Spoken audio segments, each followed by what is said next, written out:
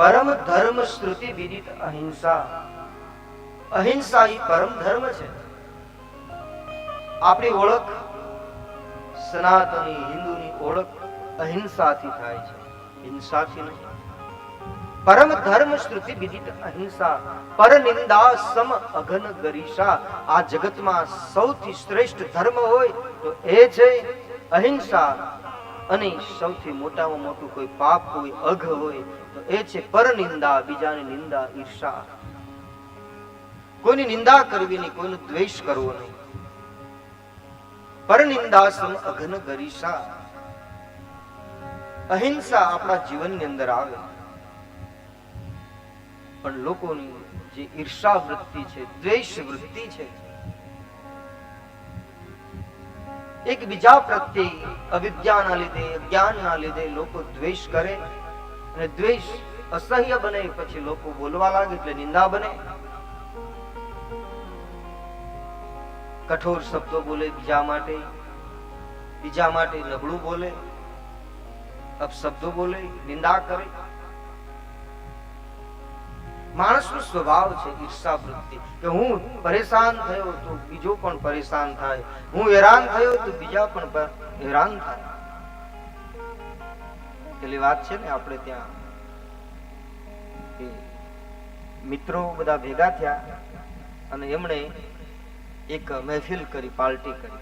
બધા મિત્રો ભેગા થયા અને બટેટા વડાની પાર્ટી કરી. પાછી બટેટા વડાની પાર્ટી, બટેટું વડું જેમ ગરમ ગરમ તેલમાંથી એમ તળાઈને બહાર આવે ત્યારે એ બહાર તો એકદમ ઠરી જાય, પણ અંદરથી તો એકદમ ગરમ હોય.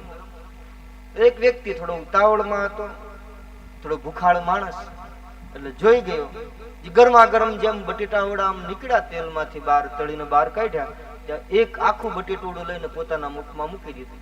જેવું મૂક્યું એટલે અંદર તો એટલું બધું ગરમ, ભગવાન બચાવે, આંખમાંથી આંસુની ધારાઓ શરૂ થઈ. એટલે પેલા વ્યક્તિ બાજુમાં હતો ને, એને પૂછ્યું કે ભાઈ આજે આપણે આનંદથી, ખુશીથી આપણે પાર્ટી કરીએ છીએ અને તમે રડો છો, રડવાનું કારણ શું થયું તમને? પેલા એમ ન કીધું કે બટેટું ગરમ લાગ્યું એટલે આંખમાં આંસુ આવ્યા. એને એમ કીધું કે મને મારા બાપુજી યાદ આવ્યા. બાપુજી? તો કે હા, મારા બાપુજીને બટેટા વડા બહુ જ ભાવતા, બટેટા વડા કરતા ગુજરી ગયા. એટલે પેલા ને એમ થયું કે આ લાગણીશીલ માણસ લાગે અને બાપુજી યાદ આવ્યા હશે, એટલે એને એવું સાચું માન્યું. બીજું જેમ પેલું નીકળ્યું બટેટા વડાનું જે ગરમા ગરમ, ત્યારે એને પેલા બટેટું લીધું અને એને પણ એના મુખમાં મૂક્યું.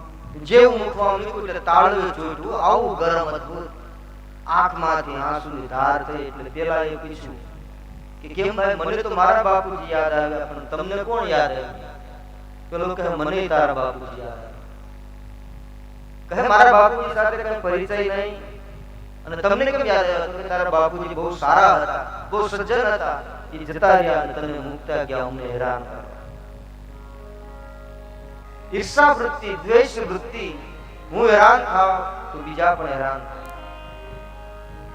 એ વાત છે ને કે ચોર, ભોલેનાથ તો ભોલેનાથ છે, ચોર ચોરી કરવા ગયો અને ચોરી કરવા ગયો એટલે ચોરનો એક સમાજ હોય ને, ચોરના સમાજમાં કહેવત બહુ પ્રસિદ્ધ કે દિવાળી પહેલા કાળી ચૌદશ ના દિવસે મુહૂર્ત કરવું પડે. જો મુહૂર્ત બરાબર ન થાય તો આખું વર્ષ એ ધંધામાં ખોટ રહે. એટલે એ ચોરી કરવા ગયો, આખા નગરમાં નીકળ્યો બધે, પણ બીજા દિવસે દિવાળી થતી હતી એટલે લોકો કોઈ રંગોળી પૂરે, કોઈ રસોઈ બનાવે, એટલે આખું નગર જાગતું હતું. નગરમાં તો કઈ મેળ પડ્યો નહીં, એટલે ગામની બાજુ ભગવાન શંકરનું મંદિર હતું. એ શિવાલયમાં ગયો, સ્મશાનમાં મંદિર, ત્યાં પૂજારી પણ રોજ આરતી કરીને ગામમાં જતો રહેતો. મંદિરની અંદર જોયું શંકરના મંદિરમાં તો કઈ તાળા હોય એટલે ખુલ્લું મંદિર, અને પેલો ચોર અંદર પ્રવેશ્યો, પણ મંદિરમાં બીજું શું હોય, એક જળધારા હતી, એ પણ પૂજારી ઊંચે ટીંગાડીને જતો રહ્યો. મંદિરમાં ઘુમ્મટમાં ઉપર ટીંગાડે.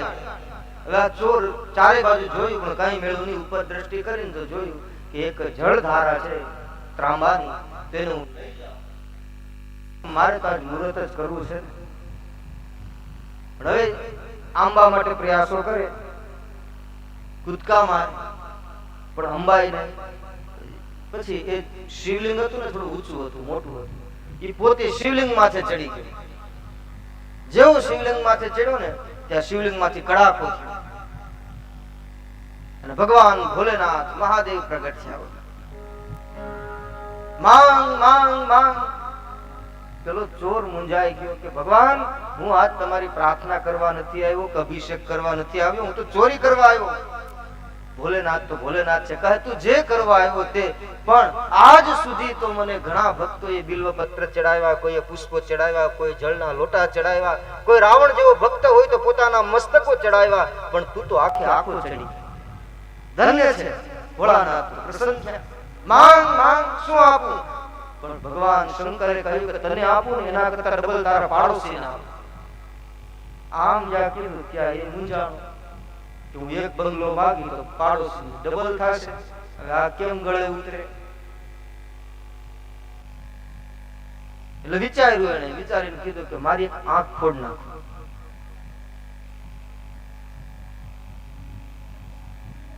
બાજુવાળા સાવ, આ વૃત્તિ છે માનવ સ્વભાવની.